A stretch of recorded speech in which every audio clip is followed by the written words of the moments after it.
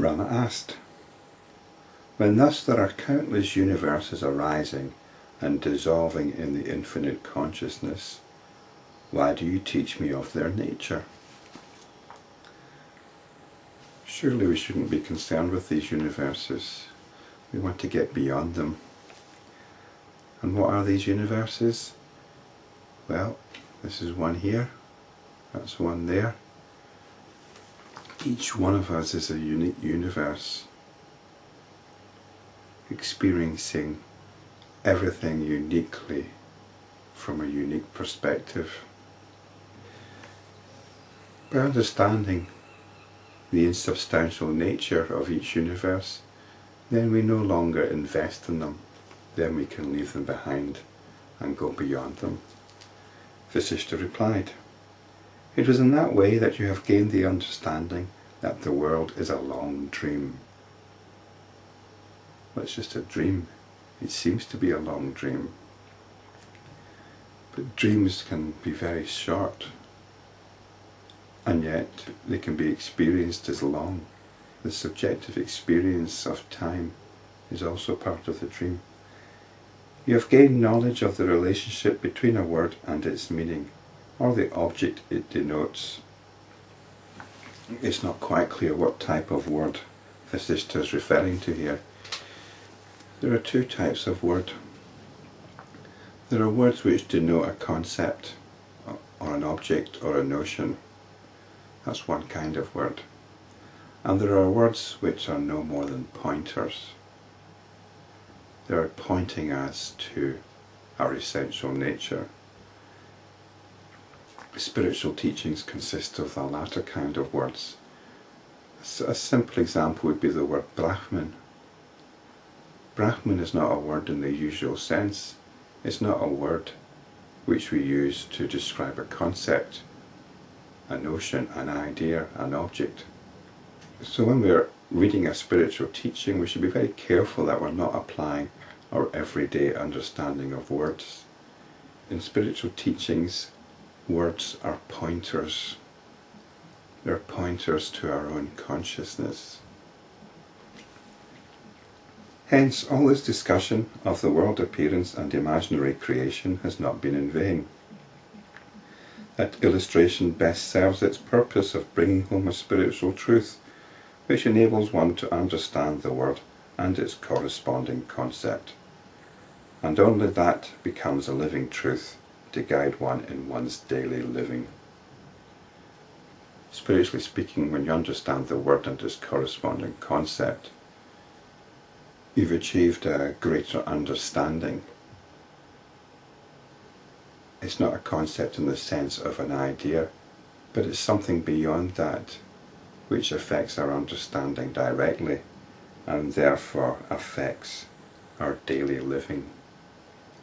When, having known all that there is to be known, you attain knowledge of the 3 periods of time, you will see all this to be true.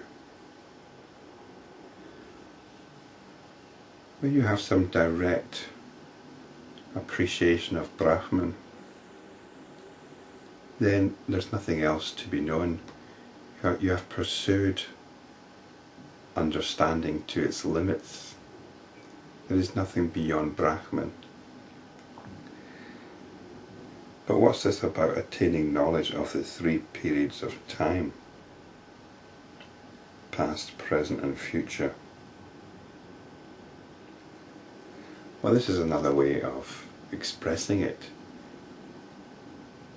Not only do we have an understanding of the insubstantial nature of the external world, of space, but also of time.